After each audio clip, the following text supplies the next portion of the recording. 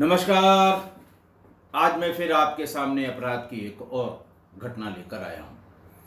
आज के अपराध की घटना भी हालिया है, हाल फिलहाल की है। प्रदेश वही अपना उत्तर प्रदेश, जिला झांसी। झांसी से दूर, झांसी का मतलब दतिया के पास का लगने वाला थाना रक्सा। रक्सा थाना क्षेत्र के कोटखेरा गांव में 12 जुलाई 2024 को गांव से थोड़ा पहले एक व्यक्ति की लाश सुबह सुबह 5-6 बजे पगडंडी के किनारे पड़ी हुई मिली।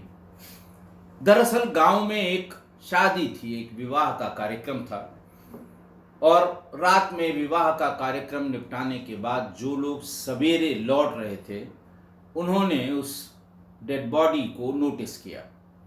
पुलिस को खबर गई, पूरा गांव इकट्ठा हुआ, पुलिस आई। पहले पुलिस ने पहचानने की कोशिश की। दरअसल उस आदमी के गले में एक गमछा फंदे के रूप में बंधा हुआ था और ऐसा लग रहा था कि उस व्यक्ति की गले में उस व्यक्ति का गला कस के उसकी हत्या की गई हो। खैर, जिनके यहाँ शादी थी वो लोग जब आए देखने के लिए तो शव की पहचान तुरंत हो गई। शव दरअसल केशव जाटव, उम्र 46 वर्ष।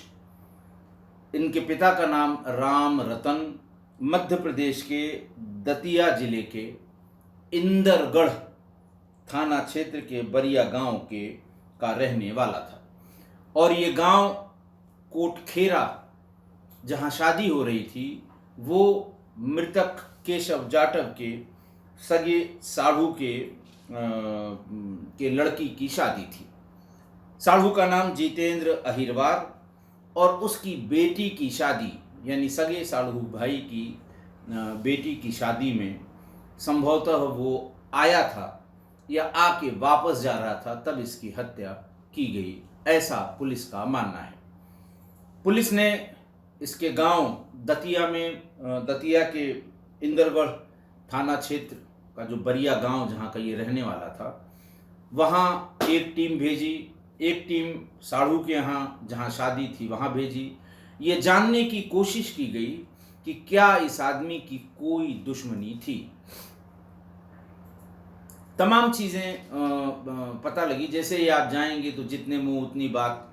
लेकिन ये बात जरूर समझ में आई कि इस व्यक्ति का किसी से कोई झगड़ा नहीं था, कोई बैर नहीं था, कोई रार नहीं था, कोई रगड़ा नहीं था। झगड़ा और रगड़ा में अंतर है। तो ऐसा कुछ पुलिस को पता नहीं लगा। 12 तारीख की सुबह ये बात हुई थी लाश के पता लगने की और पुलिस ने उसे पोस्टमार्टम के लिए भेज दिया। 12 तारीख की रात में ही पोस्टमार्टम के बाद वो डेड बॉडी उसके घर वालों को सुपुर्द कर दी गई और दतिया के उस गांव में लाकर उन्होंने अपने गांव में उसका अंतिम संस्कार कर दिया। पुलिस अभी ढूंढ ही रही थी, पता ही कर रही थी। तब तक सवेरे सवेरे लड़की की एक 9 साल की बेटी, लड़की की दादी और लड़की के परिवार के यानी मृतक के घर के 4-6 लोग इसको लेकर थाने पहुंचे, रक्सा थाने पहुंचे, जहां जिस थाना क्षेत्र में ये हत्या हुई थी। वहां पहुंचे तो वहां दादी ने ये बताया कि मृतक केशव की एक लड़की 9 साल की है और उसने कल मुझे पूरी बात ये बताई कि रात में कोई 11-12 बजे के आसपास मेरी माँ बहुत हड़बड़ी में थी, जोर जोर से चिल्ला रही थी कि ऐसा मौका नहीं मिलेगा, क्यों इतनी देर लगा रहे हो, जल्दी खत्म करो। माँ ये बात किससे कर रही थी ये माँ ही बता सकती है। और सवेरे उठने पर इस बच्ची को ये पता लगा कि उसके पिता का मर्डर हो गया है, उसकी हत्या हो गई है। उसने 9 साल की बच्ची ने ऐसा कोरिलेट किया। जब ये बात बच्ची की दादी प्रभारी निरीक्षक या थाने पर उपस्थित पुलिस वालों को बता रही थी, तो बार बार लक्ष्मी यानी उसकी मां, बच्ची की मां, उसको आंखें तरेर रही थी। पुलिस को भी कुछ समझ में आया। पुलिस ने थाने में महिला कांस्टेबल्स और महिला सब इंस्पेक्टर्स को बुलाया गया। लक्ष्मी को पीछे ले जाकर पूछताछ करने के लिए कहा गया। लक्ष्मी ने तमाम कहानियां बताई कि अरे ये लड़की हमसे जो है बहुत नाराज़ है, इसने हमको फलां चीज़ खाने के लिए मांगा था, फलां चॉकलेट फलां मैंने नहीं दिलाया, इसलिए ऐसा कह रही है। ऐसा कुछ नहीं है। पुलिस ने कहा कि हम तुम्हारे घर की तलाशी लेंगे।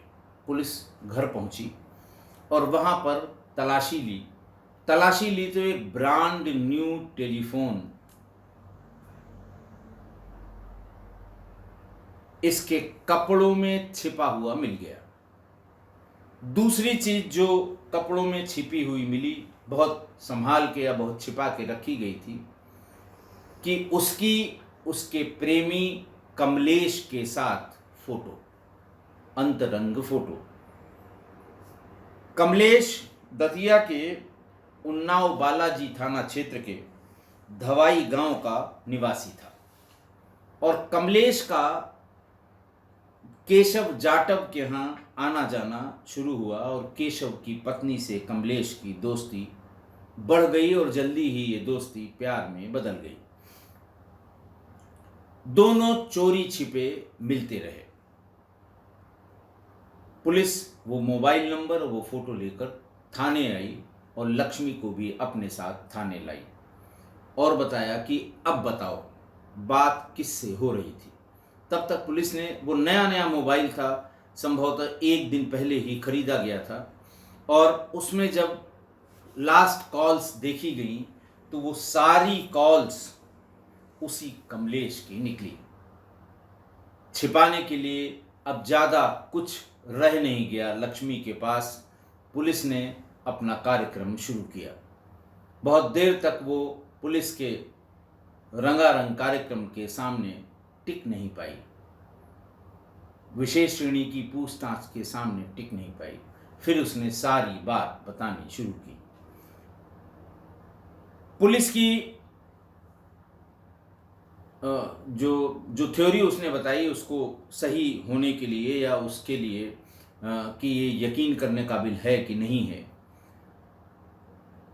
पुलिस ने केशव की बुआ सरजूबाई से पूछताछ की। सरजूबाई ने ये बताया कि कमलेश रात को 12 से 1 बजे आता था और रात में ही चला जाता था। लक्ष्मी दिन भर उसी से फोन पर, बुआ उसके घर में ही रहती थी, लक्ष्मी दिन भर उसी से फोन पर बात करती रहती थी। लगभग 3 महीने पहले केशव ने पत्नी को फोन पर कमलेश से अश्लील बात करते हुए पकड़ लिया। उसके बाद दोनों में बहुत झगड़ा हुआ। पत्नी ने माफी मांगी। पत्नी ने भविष्य में ऐसी गलती न किए जाने का यकीन दिलाया। बिटिया की कसम भी खा ली। और उसके बाद से कमलेश का इसके घर, लक्ष्मी के घर आना जाना बंद हो गया। अब आप लोग भी समझ गए होंगे कि क्या हुआ होगा जब एक बार बातचीत बंद हुई, आना जाना बंद हुआ। लक्ष्मी ने बताया कि मैंने ये बात शेयर की। दूसरा फोन और दूसरा सिम कमलेश ने उपलब्ध कराया। फिर उससे चोरी चोरी बात करनी शुरू की और ये बताया कि अब मेरे घर तुम्हारा आना जाना बंद और कुछ दिन में बातचीत भी बंद हो जाएगी। बड़ा सख्त पहरा मेरे ऊपर लगाया गया है। दोनों ने तय किया कि 11 जुलाई को इसको रास्ते से हटा देते हैं, वरना तो जीवन बर्बाद हो जाएगा अगर हम लोग आपस में बात नहीं करेंगे। 11 जुलाई क्यों तय किया गया? क्योंकि 11 जुलाई को ही इसकी बहन की बेटी यानी साढ़ू के बेटे की शादी थी। लक्ष्मी इसके केशव, मृतक केशव जाटव के साढ़ू की बेटी की शादी थी। और वहां से कमलेश को भी निमंत्रण था, केशव जाटव को भी निमंत्रण था। केशव ने कहा कि वहीं जब ये जाएगा तो वहीं इसको हम रास्ते से हटा देंगे और फिर हम लोग भागकर कोर्ट मैरिज कर लेंगे। ये बात तय हुई।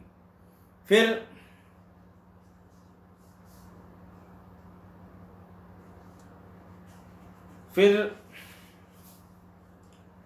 बुआ ने ये बताया, सरजूबाई ने, कि केशव ने पहले मना कर दिया था कि मैं शादी में इंदलगढ़ नहीं जाऊंगा, मेरा कोई लेना देना उनसे नहीं है।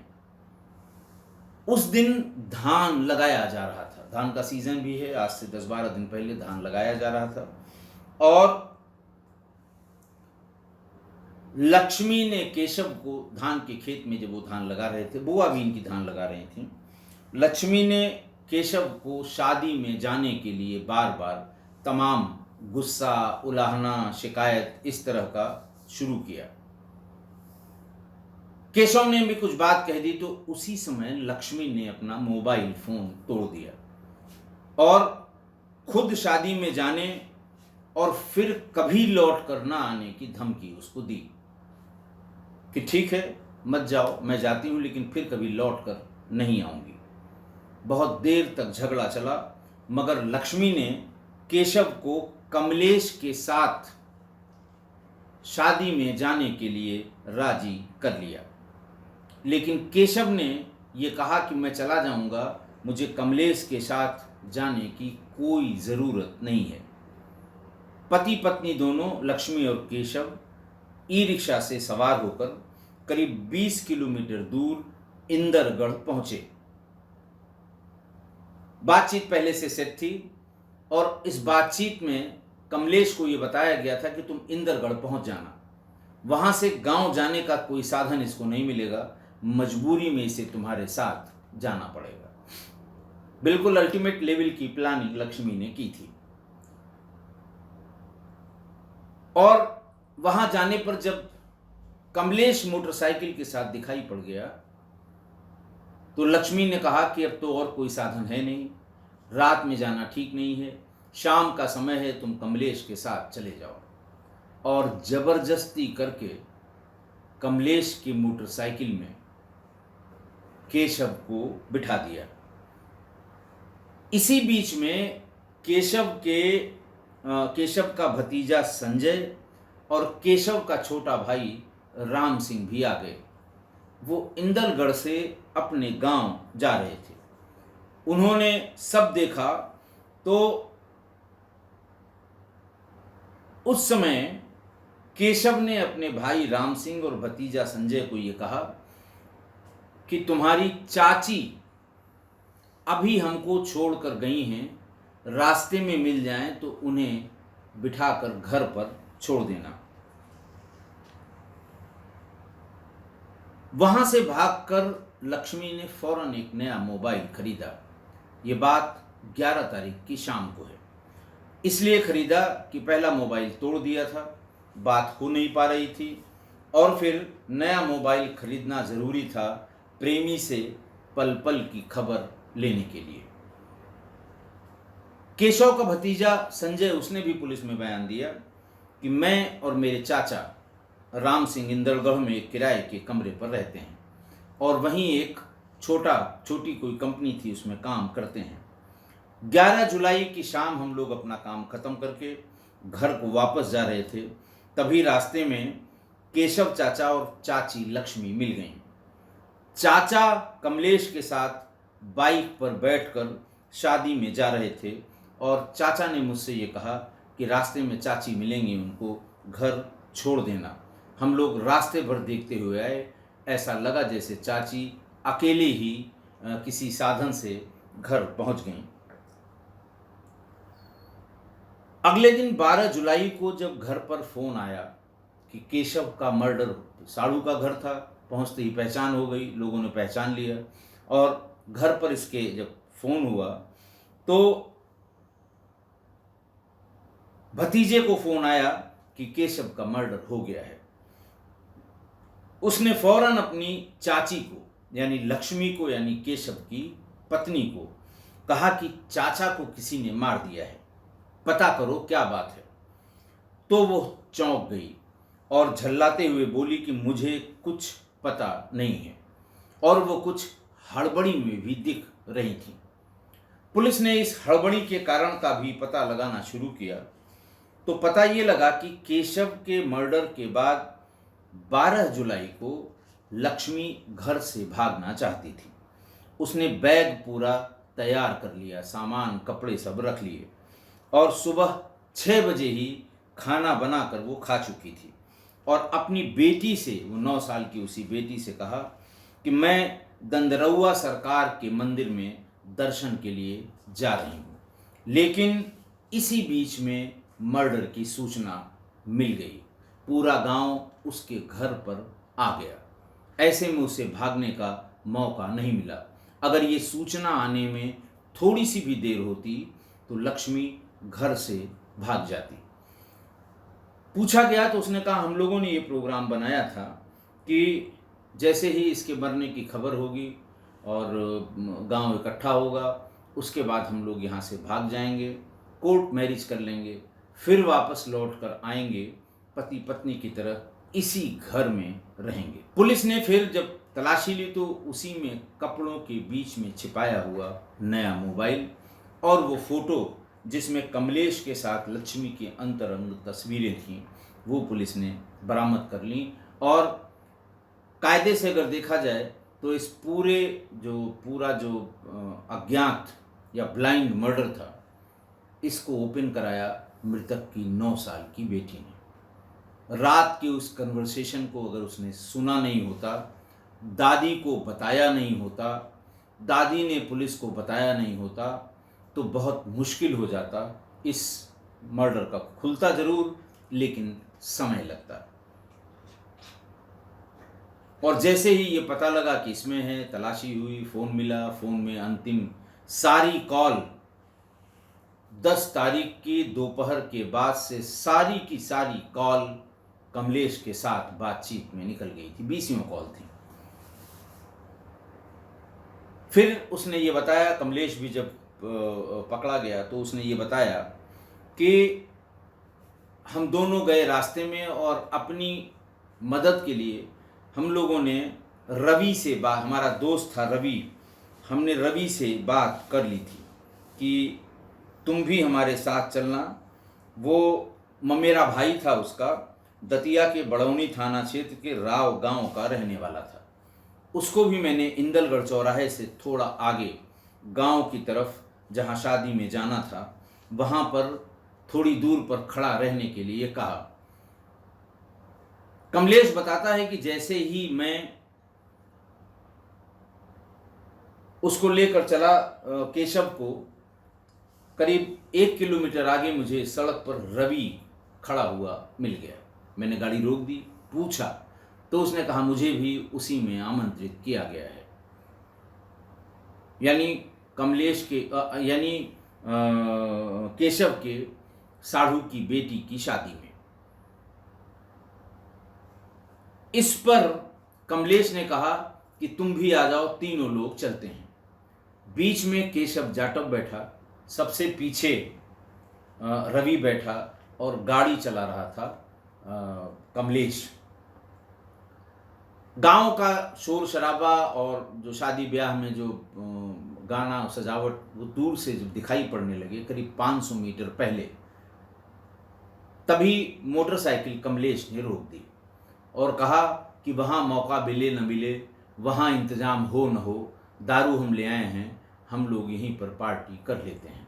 दारू लगा के ही शादी में चलेंगे, तभी शादी का मजा आएगा। चूंकि केशव शराब का शौकीन था, वो फौरन मान गया। इन लोगों ने पहले से ही एक बोतल में कीटनाशक दवा बड़ी मात्रा में मिला रखी थी। उस बॉटल को खोला और उसकी शराब उसको पीने के लिए कहा केशव को। बाकी दूसरी बॉटल से ये दोनों बारी बारी से पीने लगे। पी क्या रहे थे, वो ये इंतज़ार कर रहे थे कि कब इसके ऊपर जहर का नशा हो और कब ये वहाँ पर गिर पड़े। हुआ भी यही। करीब आधे घंटे बाद ही वो बेहोश होने लगा केशव और बेहोश होकर गिर गया। उसी के अंगोछे से दोनों ने मिलकर और उसका गला घोट दिया। इस बीच में 5 टेलीफोन कॉल लक्ष्मी के आए थे। लक्ष्मी की 9 साल की उस बेटी ने जिस कन्वर्सेशन की बात कही थी, वो पूरा कन्वर्सेशन वर्बेटम कमलेश ने बताया कि वो बार बार कह रही थी कि इतना टाइम मत लगाओ, अगर वो नशे में आ रहा है या उसके ऊपर जहर का असर हो रहा है तुरंत मार दो, पता नहीं कौन शादी से लौट रहा हो या जा रहा हो पहचान ले, फिर ये काम रह जाएगा, जल्दी करो। फिर 2 मिनट बाद फ़ोन करके कि अभी काम हुआ कि नहीं हुआ। इन लोगों ने बताया नहीं नहीं बस हो रहा है। बोले हो क्या रहा है, इतना टाइम लगना चाहिए। इस तरह की बात जो उसकी बेटी ने बताई थी, हड़बड़ी में थी, परेशान थी और बार बार ये कह रही थी कि जल्दी करो। उस बात की भी पुष्टि इन दोनों के बयान से हो गई। जैसा कि मैंने बताया 12 जुलाई की सुबह केशव का शव वहीं गांव से थोड़ा पहले एक खेत की मील के पास मिल गया था। आज की घटना, जब मृतक केशव को ये पता चल गया कि उसकी पत्नी से किसी और के संबंध हैं, उसने खुद ही टेलीफोन पर अश्लील बातें करते हुए पकड़ लिया था और उसे बात न करने की हिदायत भी दी थी। फिर वही उसने हाथ पैर जोड़े, नहीं अब ऐसा दोबारा नहीं होगा, फलाना था ठिकाना था, 100 बातें बताने के लिए होती हैं। लेकिन फिर भी उसने उसको हिदायत दी थी कि दोबारा ये हुआ तो ठीक नहीं होगा। मैंने आपको इस तरह की परिस्थितियों वाले तमाम अपराध की घटनाएं मैंने बताई हैं कि पति पत्नी के बीच में कोई तीसरा आया, पति को शक हो गया। जैसे मैं हमेशा ये बताता हूँ कि लिव इन रिलेशन में जो भी मैंने आपको घटनाएं बताई हैं उसमें 90 से 95% केसेस में लड़कियों या महिलाओं की हत्या हुई है। लिव इन जो 6 महीने चला, 1 साल चला, 2 साल चला, लेकिन अल्टीमेटली लड़की मारी जाती है जब वो शादी की बात करना शुरू करती है।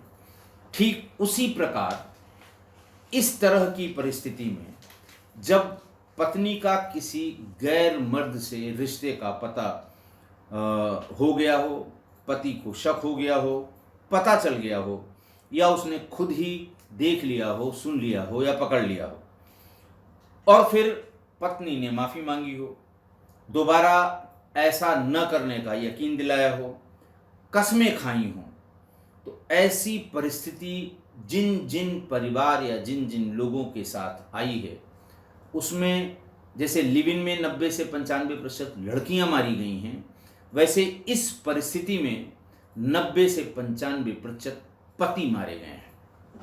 90 से 95% पति मारे गए हैं। कारण उसका ये है कि महिला अपनी आदत से कितना भी कसम खा ले, कितना भी यकीन दिला दे, कितना भी झूठ बोल ले, लेकिन वो आदत से बाज नहीं आती हैं और अपने पुरुष मित्र को ये पूरा घटनाक्रम जरूर बताती हैं कि अब बात नहीं हो पाएगी, अब घर पे नहीं आ पाओगे, शक हो गया है, पता चल गया है।